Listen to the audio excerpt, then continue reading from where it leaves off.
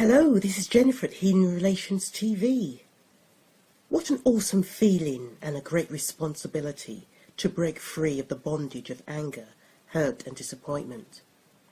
The next step is learning to handle the newfound freedom. Now that we are free, stand firm. Let us not allow ourselves to be burdened again by a yoke of slavery.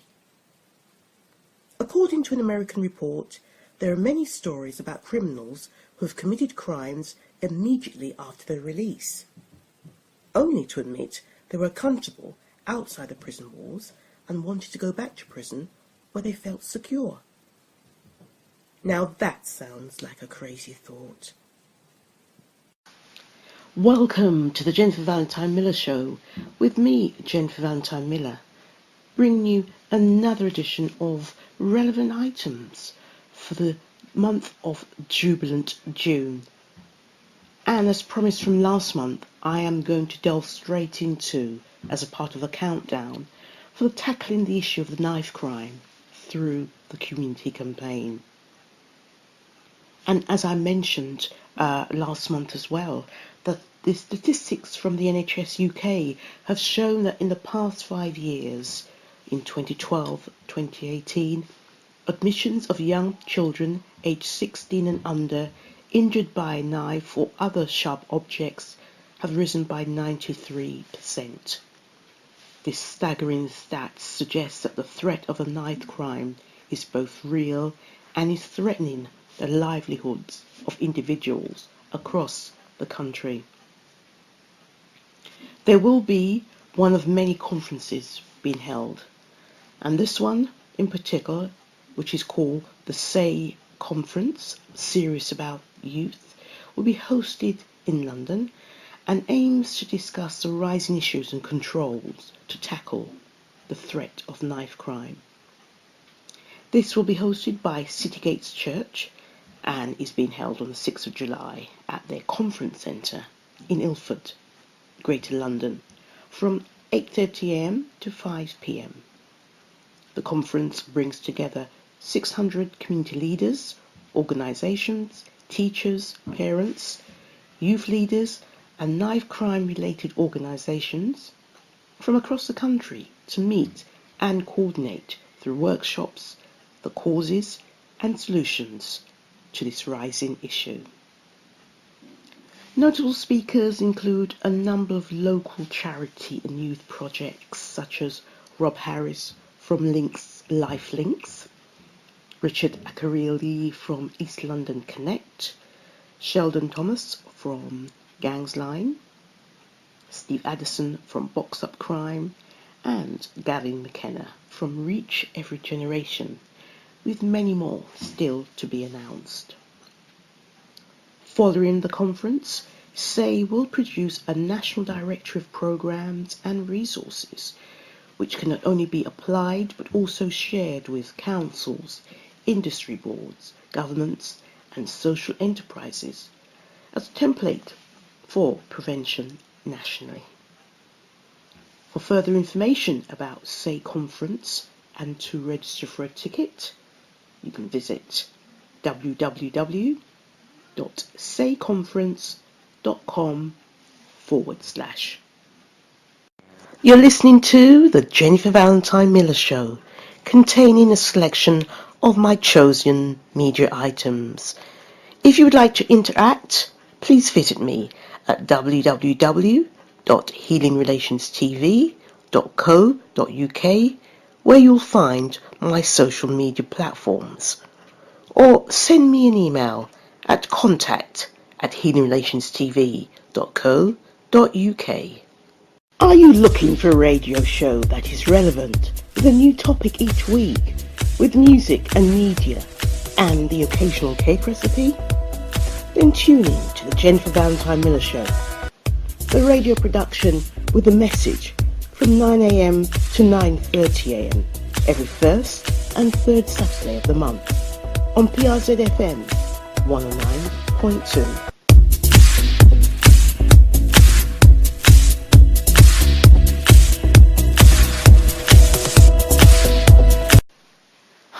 You're listening to the Jennifer Valentine Miller Show, tackling the issue of knife crime through the community and understanding why children are important.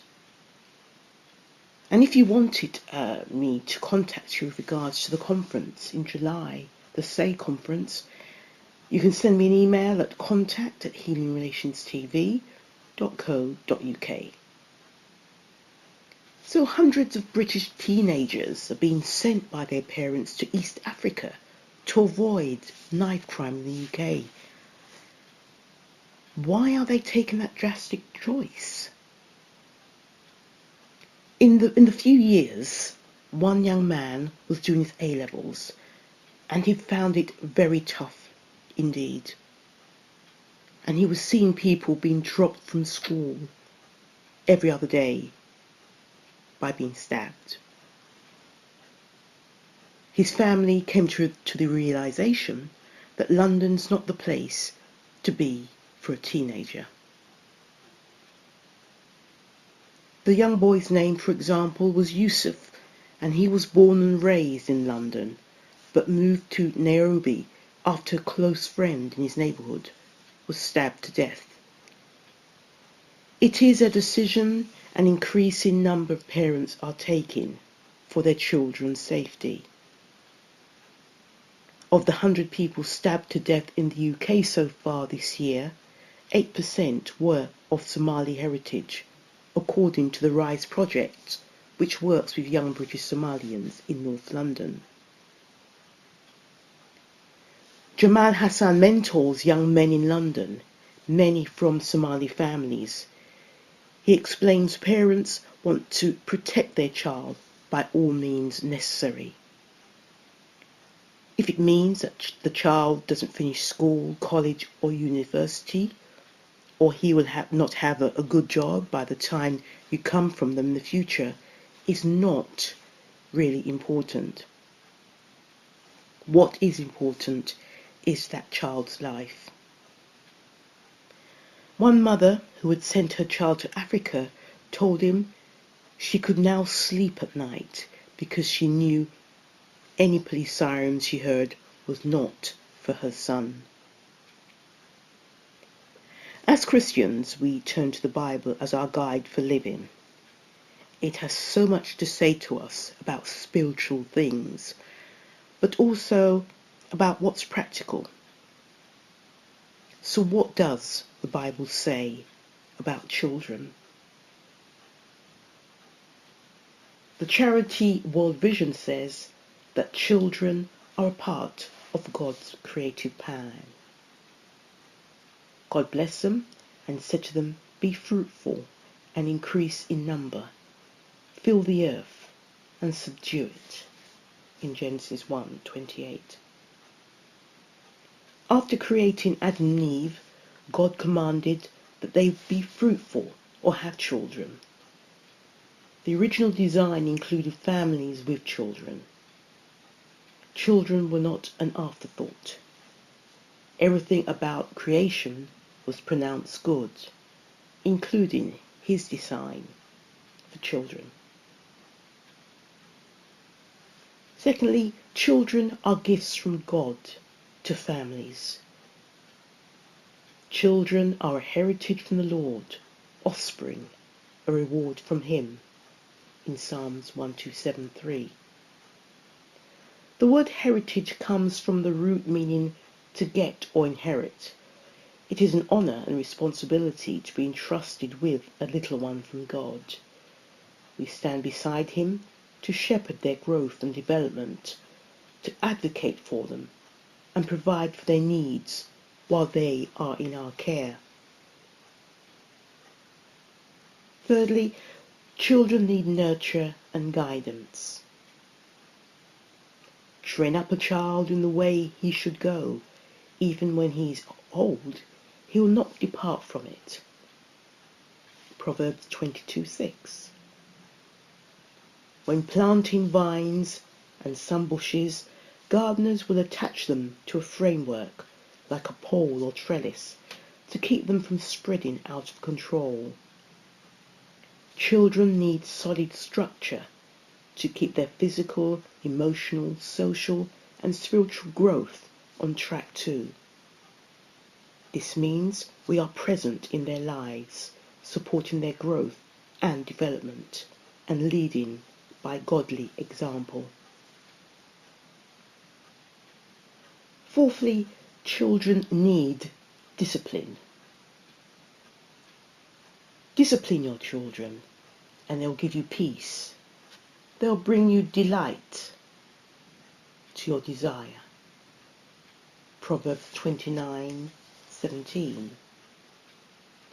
There's no question, disciplining children is hard work.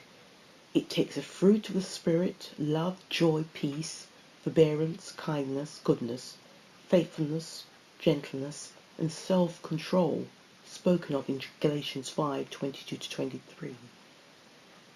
Parents who really love their children will discipline them, as God does to us. Not harshly, but with the goal of leading them in the ways of the Lord. Done this way, they'll become adults and fulfill all the Creator intends for them to become. And that's in Hebrews 12:7. Fifthly, orphans, displaced and refugee children and children living in poverty need special care. Do not oppress the widow or the fatherless, the foreigner or the poor, in Zechariah 7:10. Children are vulnerable even in good circumstances, but when there's poverty or violence, children can suffer real damage. The Bible singles out orphans for us to help. Those without fathers are close behind orphans.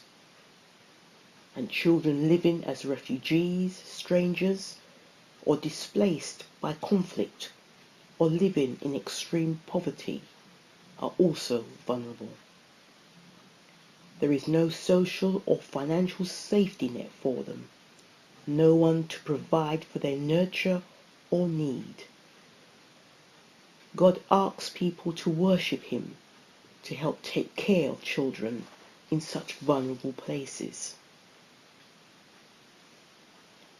The sixth point says, children need protection. Meanwhile, our women and children will live in fortified cities for protection from the inhabitants in the land. And that's Numbers 32:17. We live in a world corrupted by evil. Child labour, physical abuse, child exploitation, and child marriage are only some of the challenges children today may encounter, not to mention things like drug and alcohol addiction, bullying, or gang involvement. God is our deliverer from trouble and enemies, and we should protect children from people who seek their harm as an extension of our love for Him. Some of us are even called further by God to act as advocates or to become professionals in child protection programs and organisations. But whether a professional or not, we can all be aware and help to protect the children in our lives and community. And the seventh point is, children are blessed by God. And He took the children in His arms, placed His arms on them and blessed them. And that's in Mark 10:16. In blessing the children while they're on earth as God incarnate, Jesus shows His heart towards little ones. In verse 13 of the passage of Mark, the disciples rebuked the people for bringing their children to Jesus, probably because He was talking with self-important religious leaders. His response was anger at His followers' ignorance and pettiness. Their actions were unkind and unworthy of disciples. Children are not too unimportant to have God's undivided attention. He always desires to bless them in every way. Now follows an interview with Justin Briley and Michael Franzese, a New York mobster turned Christian evangelist. You kind of became a foot soldier initially, as it were. You're actually sworn in to this particular way of life, aren't you? But eventually you came to a pretty senior position of your own. You know, I worked my way up. I was appointed a capo regime, or captain, back in 1980, and I operated in that capacity for the next 15 years. Some of the things I did that I was uncomfortable with, you almost have to step outside of yourself and do it, and that's what I did. I was defrauding the government out of tax on every gallon of gasoline. That was my major scam, I would say, at that point, that netted me hundreds of millions of dollars. The mob life, the gang life, they're evil lifestyles. And the reason I say that is because I don't know any family of any member of that life that hasn't been totally destroyed. You know, Fortune magazine, to give you an idea, wrote a big article back in '86, 50 biggest and most powerful mob bosses in America. And I was one of the 6 that were featured out of the 50. 47 of them are dead. Wow. And 2 of them are doing life in prison. Do you want to tell us about your wife and the impact she had on your life? I was producing a film in South Florida. I was at the top of my mob game when I met her. And this woman just totally turned my head and my heart around. She was from Southern California. There's no mob out there of any consequence. She didn't know anything about that life. She saw The Godfather once, and to her it was just a movie. It was a myth. Yeah. And I didn't sit down with her and tell her, hey, guess who I am? And, as far as she was concerned, I was a movie producer. When I realized I wanted her in my life and that my life was really a direct contradiction to what her and her mom believed, I respected their faith because it was true to them. Yeah. And I knew that I had to make some changes if I wanted this girl in my life. So I figured I would, marry Camille. It's her name, move out to the West Coast, do a couple of years in prison. When I get out, I had an excuse not to meet anybody in New York, because when you're on parole, you can't associate with anybody. And I figured maybe after 10 or 12 years, the guys in New York will forget about me. I'd live happily ever after out in California. So that was my plan. Unfortunately, someone above had a different plan for that. It didn't work out that way. You'd got married, but then you went to prison. Yes. You were hoping for maybe a few years and then, I guess, parole, and you'd be out again. But what actually happened? I did get out on parole after 5 years, and then I was on parole for 13 months out in L.A. It was a horrible time of our lives. I mean, I couldn't get my life together. We had people looking to hurt us. Life magazine wrote a huge story about me, and they interviewed me, and, I did what I always do. I say, there is no mob, and I don't know what you're talking about. I married a girl, I moved out to the West Coast, but the way they wrote the article, it was like I was becoming a major informant. Right. I was it was titled Quitting the Mafia. 13 months later, I ended up violating my parole. And they threw me back in, and they said they were going to indict me on another case, and they gave me 4 years on the violation, which was the maximum. And I spent almost 3 years out of that in the hole. I learned during that experience that we weren't meant to be solo creatures. We were meant to be social. It was very difficult to get through that, and if I didn't develop my faith during that period of time, I don't think I would have came out of that well. It was during that time when I was desperate, really, because I thought I'd spend the rest of my life in there, that I turned to the Lord and looked for that relationship. I was challenging God at that point. I wanted to know if it was real. And so in reading the Bible, I started to read it as if I was preparing for my trial. I came out of there believing with all my heart that the Bible was God's word and that Jesus was my risen Savior, based upon what I saw to be the evidence that was very solid. Yeah. And I studied while I was in there. I had nothing but time on my hands, 24/7. What else was I going to do? But it was a time that God really used to grow my knowledge and to really change my heart. And what kind of reaction do you tend to get when you're traveling the US or other places and talking about your story, especially to people who maybe, have some association or have a criminal past or whatever? I tell people, you can change, maybe, but change is temporary. transformation through Christ is permanent. Even though you may fall back to sin, it's a different thing. You know, you're transformed in a way because Christ is working within you. You have a relationship with him. And I needed those 3 years for God to work on me, because it wouldn't have worked otherwise. You know, one of the things I tell young people, because I spend a lot of my time with them, they'll watch a movie like The Godfather and Goodfellas, and they'll see all of the glamour. Yeah. They'll see the riches and the wealth and all. And I always tell them, but did you see the end of the movie? Who went to jail, who got killed, whose family? They don't see that part. And, you know, one of the attractive things for pastors that bring me in is that they say, listen, you know, invite your family member, your friend, your neighbor who would never come in to hear a gospel message, but they want to hear about a mob story. Yeah. If God can not only forgive me, but turn my entire life around, then he can do that for anyone. Because at one point in time, I was probably the worst of the worst, you know, like Paul in a way. Yes. And again, I don't compare myself to Paul as far as his mission. The mission was amazing, but we were both bad guys that God reached into and turned around. I love you, Lord, and I lift my voice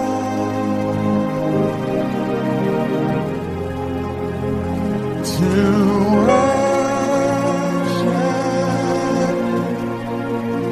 oh my rejoice, take joy, my in what you hear.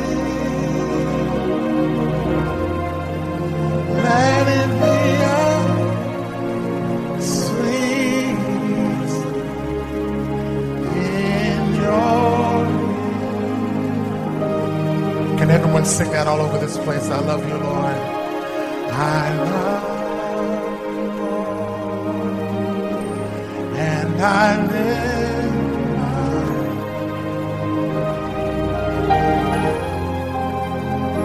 to worship, oh my rejoice, take joy, my King, in what you hear. Let it be a sweet in your ear. And we exalt you. We exalt you. We exalt you. Oh,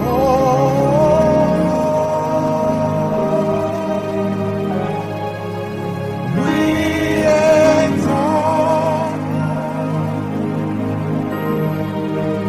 we exalt, yes, Lord, we exalt, oh. Come on, say it again, every voice lifted, say we